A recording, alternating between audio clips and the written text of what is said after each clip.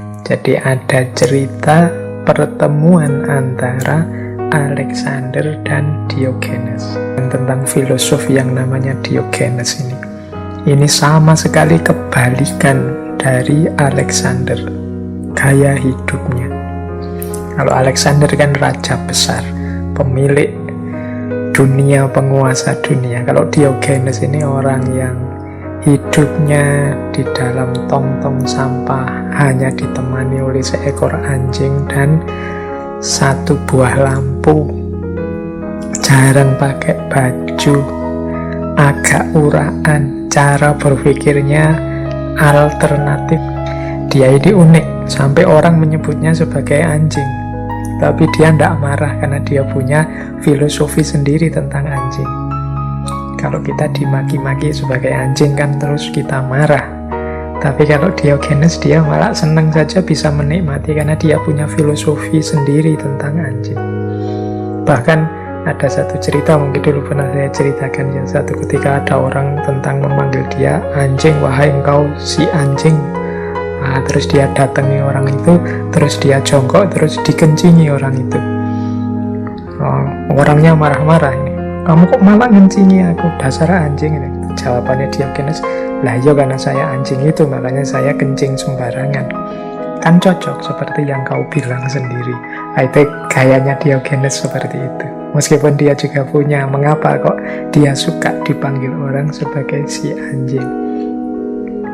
Baik, nah ada cerita tentang cerita pertemuan antara Alexander dan Diogenes ini. Jadi satu ketika memang Alexander ini mendengar popularitas, kemasyhuran seorang Diogenes. Tapi bukan kemasyhuran menaklukkan dunia, tapi orang ini jadi punya nilai dan rasa hormat tersendiri pada Diogenes karena pikiran-pikirannya, komitmennya pada kebenaran, juga gaya hidupnya. Ini saya membayangkan Diogenes ini seperti tanggapan kita pada orang-orang tertentu yang agak aneh, yang kemudian kita sebut ini orang ini rada wali. Nah, posisi Diogenes zaman itu seperti itu. Karena dia ini bahkan dikenal jarang pakai baju, ya hanya pakai bawahan saja. Tidurnya juga di dalam tong.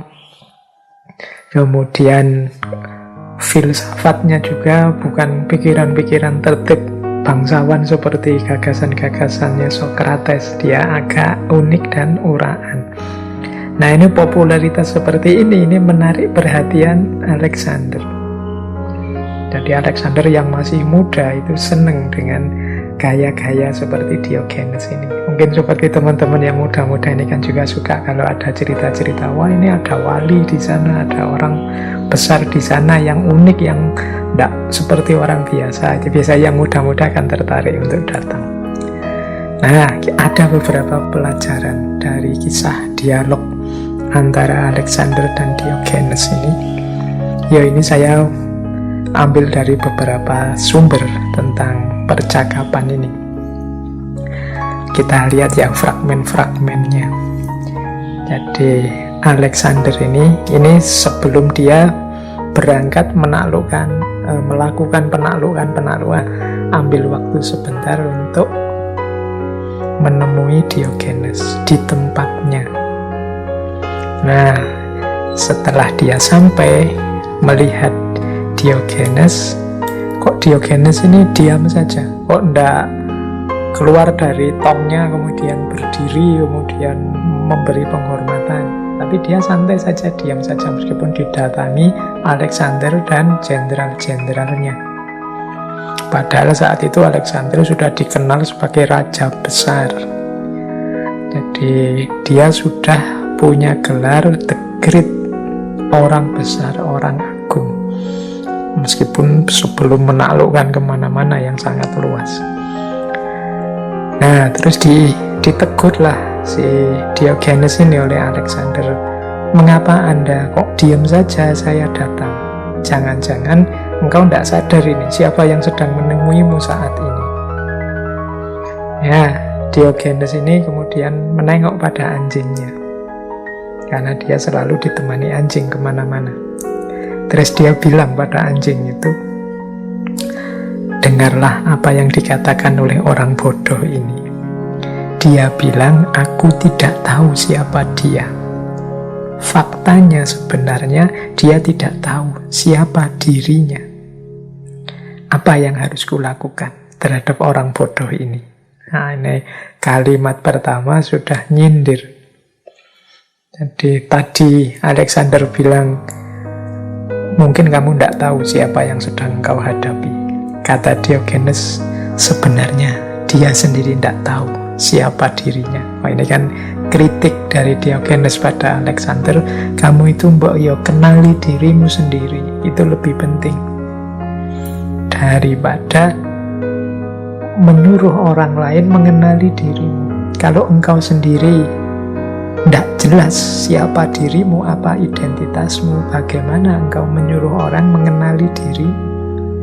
Ya mesti saja engkau tidak punya nilai, tidak punya parameter untuk mengukur orang bisa memahamimu atau tidak. Ini kan penting, kadang-kadang kita itu ingin orang lain memahami kita. Tapi sebenarnya apakah kita sudah memang paham tentang diri kita? Kalau kita belum paham tentang diri kita, bagaimana kita nyuruh orang lain paham tentang diri kita? Jangan-jangan ketika orang lain memahami kita, akan kita salahkan terus dia. Kita anggap dia tidak ngerti tentang kita. Jangan-jangan malah kita yang sebenarnya tidak ngerti tentang diri kita. Sehingga kita tidak tahu apakah penilaiannya orang lain terhadap kita itu benar atau salah. Jadi ini kalimat pertama menurut saya sudah dahsyat dari seorang Diogenes kepada Alexander. Nah, terus Alexander memperkenalkan dirinya. Saya itu raja besarnya Yunani, aku itu Alexander Agung, Alexander the Great. Nah, terus Diogenes jawab, apakah engkau mendengar itu? Kepada anjingnya lagi-lagi. Ini rodo melecehkan ini ya, diajak ngomong rojo, malah dia malah nengoknya kepada anjingnya. Apakah engkau mendengar itu? Pria ini menganggap dirinya sebagai orang yang agung, orang yang besar, sebagai orang hebat. Hanya orang kerdil yang mengaku-ngaku diri sebagai orang hebat. Semakin besar rasa rendah diri seseorang, semakin mulai mereka memproyeksikan diri sebagai lebih tinggi, lebih besar. Nah, ini sindiran pertama. Ketika Alexander memperkenalkan dirinya, aku ini orang agung, Alexander the Great, Alexander yang agung. Terus disindir oleh Diogenes, hanya orang kerdil yang suka menyebut-nyebut dirinya sebagai orang besar. Hanya orang rendah diri yang tidak percaya pada dirinya sendiri yang suka membesar-besarkan dirinya. Kalau orang sudah yakin dengan kebesarannya, itu kan dia tidak perlu sebutan orang, tidak perlu panggilan orang. Dia yakin dirinya sudah besar. Tapi biasanya yang masih kemaruk dengan gelar, dengan sebutan, dengan panggilan, itu orang-orang yang belum yakin benar tentang kebesaran dirinya. Mungkin Diogenes ini mbok sudah memperkenalkan diri, aku Alexander gitu aja kan tidak masalah. Bahwa orang lain mengakui engkau sebagai the great itu ya urusan lain, tapi engkau sendiri tidak butuh itu karena engkau yakin dengan kebesaranmu.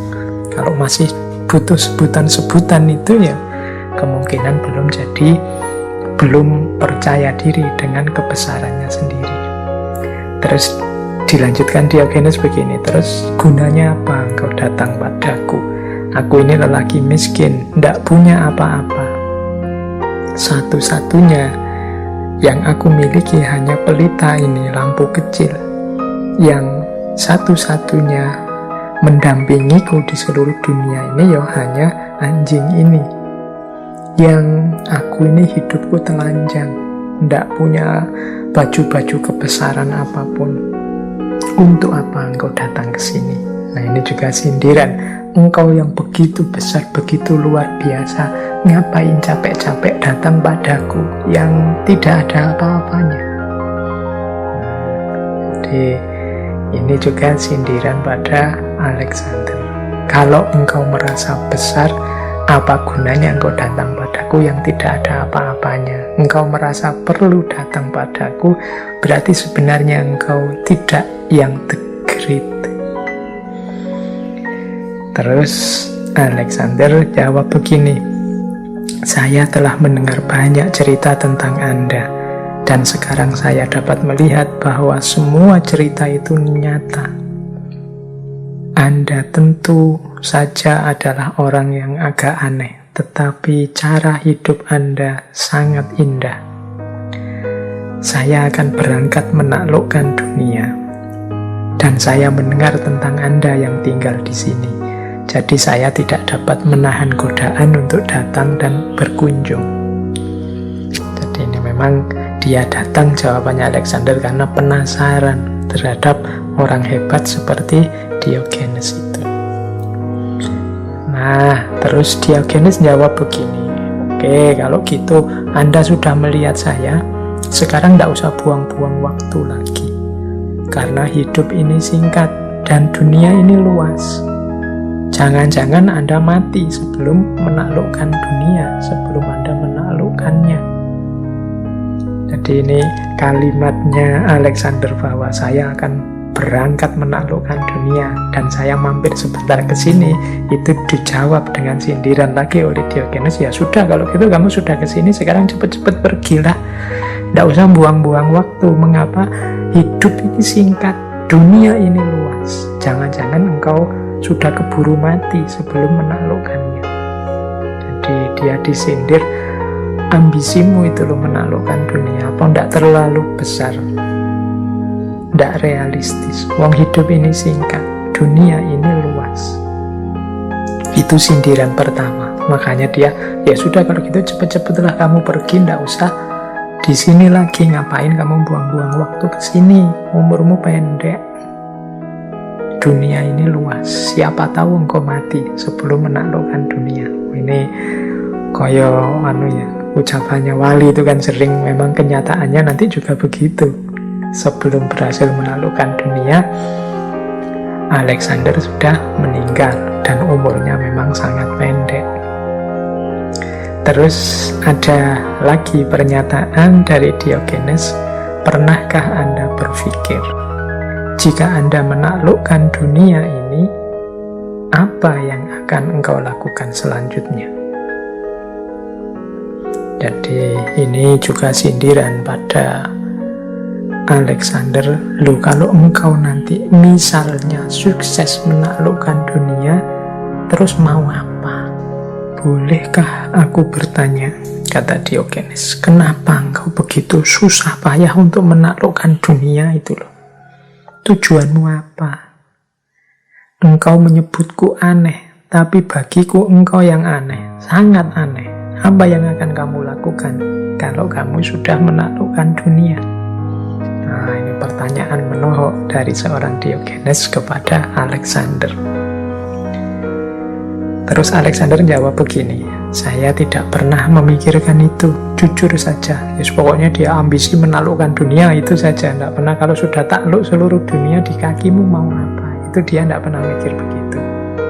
Dia terus bilang begini Alexander, mungkin nanti kalau sudah berhasil menaklukkan dunia, saya akan santai-santai istirahat. Nah, ketawalah Diogenes mendengar jawabannya Alexander ini. Terus dia bilang pada anjingnya, apakah engkau mendengarkan kata-kata orang ini? Pria ini gila, kata Diogenes. Ini raja besar Alexander the Great digila-gilakan oleh Diogenes. Padahal dia melihatku sedang istirahat, santai, tanpa menaklukkan apapun. Sementara dia baru bisa santai setelah menaklukkan seluruh dunia. Jadi jawabannya Alexander diketawain habis-habisan oleh Diogenes. Wong cuma ingin santai dan istirahat saja, mengapa menunggu menaklukkan dunia? Aku ini tidak punya apa-apa, juga tidak menaklukkan apa-apa, itu sudah bisa istirahat dan santai. Lah kok dia menunggu menaklukkan dunia untuk bisa istirahat dan santai? Wah, gila ini orang. Nah, itu katanya Diogenes begitu, menertawakan Alexander. Ini mungkin juga sindiran untuk kita ya. Kita itu, saya bilang tadi, sering matok-matok standar, matok-matok parameter untuk sesuatu demi kebahagiaan kita, padahal kita sudah bisa bahagia sekarang, sudah bisa gembira sekarang, bersyukur sekarang tanpa harus menunggu apapun. Akhirnya Alexander bilang begini, dia disindir begitu tambah seneng dia, tambah jatuh cinta dia sama Diogenes yang aneh ini. Terus dia bilang begini, dapatkah saya melakukan sesuatu untuk Anda? Aku benar-benar jatuh cinta pada Anda. Saya telah melihat raja-raja yang hebat, jenderal-jenderal yang hebat, tapi saya belum pernah melihat orang yang berani seperti Anda, yang tidak bergerak, bahkan tidak mengucapkan selamat pagi waktu saya datang. Jadi ada orang seperti aku yang dihormati dimanapun datang, juga tidak menunduk, tidak mengucapkan selamat. Maka dia semakin senang dengan Diogenes. Terus dia nawari, saya bisa melakukan apa saja karena seluruh dunia akan ada di tangan saya. Silahkan mintalah jabatan, kekuasaan atau harta, apapun yang engkau inginkan, katakanlah. Aku akan melakukannya untuk Anda. Jadi karena sudah senang dengan Diogenes, meskipun disindiri terus, dikritiki terus oleh Diogenes, Alexander malah menawarkan, saya terima kasih sudah ketemu kamu, sekarang mintalah apa saja. Kamu boleh minta jabatan, boleh minta kekuasaan, boleh minta harta, apapun yang kau inginkan akan aku penuhi. Wong aku ini sudah punya apa saja, bisa melakukan apa saja sesuai yang aku inginkan. Ini saya tidak tahu, kalau kita yang ditawari mungkin ya terus diminta semua, ya jabatan, ya kekuasaan, ya harta.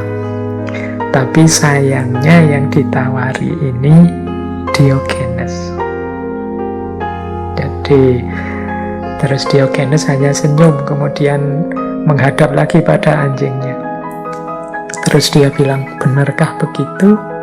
Akhirnya dia jawab pada Alexander, kalau begitu lakukanlah satu hal. Berdirilah agak jauh dari saya karena Anda menghalangi matahari. Ini saya pagi ini sedang berjemur. Nah, yang begini saja kok Anda tidak paham. Jadi ditawari jabatan, kekuasaan atau harta, malah dia minta, Alexander, saya hanya minta mbok kamu minggir sedikit, mundur sedikit, karena kamu berdiri di depan saya pas ini menghalangi matahari. Ini kan pagi seperti ini, saya itu biasanya berjemur. Yang gini aja kamu tidak paham, bilangnya menguasai dunia. Ini unik ya, ditawari jabatan, ditawari kekuasaan, ditawari harta. Diogenes hanya minta kamu minggiro sedikit, karena berdirimu itu menghalangi matahari. Wah, ini memang orangnya unik. Jadi ini salah satu dialog yang terkenal sekali dalam pertemuan antara Alexander dan Diogenes. Dia diminta untuk menyingkir sebentar, menghindar sebentar. Baik, kemudian ada riwayat akhirnya sebelum Alexander pergi, Diogenes memberikan beberapa pesan juga. Jadi ada pesan yang diberikan oleh Diogenes kepada Alexander. Kata Diogenes begini, ingat saja dua hal sebagai hadiah dariku, kata Diogenes. Yang pertama, tidak ada orang yang bisa menaklukkan dunia. Dunia ini tak terukur luasnya dibandingkan kita yang kecil. Kehausan menaklukkan dunia akan membinasakanmu sendiri. Setiap orang yang pergi untuk menaklukkan dunia telah mati frustasi. Ini pesan penting dari Diogenes kepada Alexander, bahwa tidak mungkin orang bisa menaklukkan dunia. Apa sih definisi menaklukkan itu? Menguasai, menjajah, mengatur, atau apa? Dunia ini bahkan sangat luas. Mungkin secara politik satu pemerintahan, satu kerajaan bisa dikalahkan. Tapi apakah itu bisa disebut menguasai dan menaklukkan? Apakah dunia itu hanya dimensi politik saja, atau dimensi budaya juga, atau dimensi sosial juga, atau dimensi psikologis juga, belum dimensi-dimensi yang lain, ada dimensi spiritual, ada dimensi rohani, banyak sekali. Dunia ini sangat kompleks, tidak terukur dibandingkan kita manusia yang kecil. Kalau menang perang mungkin bisa, tapi menaklukkan dunia semuanya, seluruhnya tidak akan mungkin. Kehausan untuk menaklukkan seluruh dunia ini, kata Diogenes, hanya akan membinasakanmu. Jadi ini sebenarnya isyarat bagi Alexander dari Diogenes, mbok jangan bunuh diri, jangan melakukan sesuatu yang akan membinasakanmu sendiri. Ini pesan pertama. Pesan kedua, kata Diogenes, engkau kalau sudah berangkat menaklukkan dunia, tidak akan bisa kembali ke rumah. Ambisi akan membawamu terus semakin jauh. Ambisi akan selalu memberitahu kepadamu, hanya beberapa mil lagi, dan engkau akan terus mengejarnya tanpa akhir. Dan akhirnya yang engkau kejar hanya bayangan semu. Jadi ini pesan yang kedua, ini persis seperti firman Allah itu kan di surat At-Takasur, alhaakumut takasur hatta zurtumul maqabir. Jadi manusia itu punya watak yang tidak ngerti kapan harus berhenti, ingin nambah terus, sehingga sampai dikubur, sampai mati. Akhirnya dia tidak sempat gembira, tidak sempat bahagia. Kata Diogenes juga begitu, kalau kamu sudah berangkat dengan iringan ambisimu untuk menaklukkan dunia yang sangat luas, yang tidak mungkin sebenarnya bisa engkau jangkau, pasti engkau tidak akan kembali ke rumah. Mengapa? Karena ambisimu akan selalu ambisi sebentar lagi, nambah sedikit lagi. Mumpung sampai di sini, itu sekalian juga. Terus begitu, tidak ada akhirnya. Sampai akhirnya engkau hanya mengejar bayangan semu. Jadi batas yang disebut sukses itu akhirnya tidak ada. Nah, ini pesannya Diogenes pada Alexander. Ini mungkin juga pelajaran yang berharga untuk kita. Jangan sampai kita hanya mengandalkan ambisi. Jangan sampai kita lupa untuk kembali ke rumah. Jangan sampai kita kehilangan rem kita sehingga kita tidak tahu kapan harus berhenti. Ambisi kita nambah terus, kita selalu takasur, selalu ingin tambah banyak. Ambisi selalu bisi kita, sebentar lagi, mbok nambah ini lagi. Akhirnya hidup kita isinya hanya dapat capeknya saja, lelahnya saja. Kita tidak sempat menikmati hidup, tidak sempat bahagia, dan tidak sempat bersyukur. Kata Diogenes, ingatlah dua hal ini sebagai hadiah dari orang yang miskin, dari orang yang bukan siapa-siapa. Baik, ini riwayat dari pertemuan Alexander dan Diogenes. Kemudian Alexander terakhir tanya, "Wahai Diogenes, seandainya ini engkau diberi kesempatan untuk tidak menjadi Diogenes, engkau ingin jadi siapa?"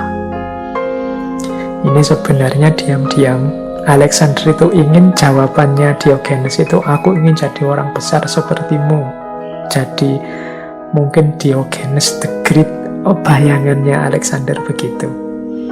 Tapi jawabannya Diogenes ya, "Kalau aku tidak menjadi Diogenes, aku tetap ingin menjadi Diogenes." Jadi jawaban ini menunjukkan bahwa Diogenes itu orang yang sudah merasa puas, orang yang kalau bahasa sufi itu makomnya adalah makom ridho. Jadi dia sudah ridho pada apapun ketetapan Allah tentang dirinya, terhadap dirinya. Dan mentalnya, kalau bahasa akhlak itu dia sudah qanaah, sudah merasa cukup dengan apapun yang saat ini dia miliki. Nah, setelah Diogenes menjawab seperti itu, Alexander terus menimpali, sebaliknya Diogenes jujur sejujurnya, "Kalau aku bukan Alexander, aku ingin menjadi Diogenes." Jadi kalau Diogenes sudah puas, selesai dengan dirinya, Alexander merasa, ya kalau aku bukan Alexander the Great yang seperti ini, aku ingin menjadi Diogenes. Mungkin ada banyak hal ideal dari diri Diogenes yang diimpikan oleh seorang Alexander. Apalagi Alexander ini muridnya Aristoteles. Jadi ada kualitas-kualitas kebijaksanaan banyak dia temukan dalam diri Diogenes. Jadi ada riwayat saat sebelum meninggal, Alexander ini berpesan begini, "Kuburkanlah aku dan janganlah membuat monumen apapun. Biarkan tanganku tampak menjulur keluar, sehingga orang-orang tahu ia yang menaklukkan dunia tidak membawa apapun saat mati."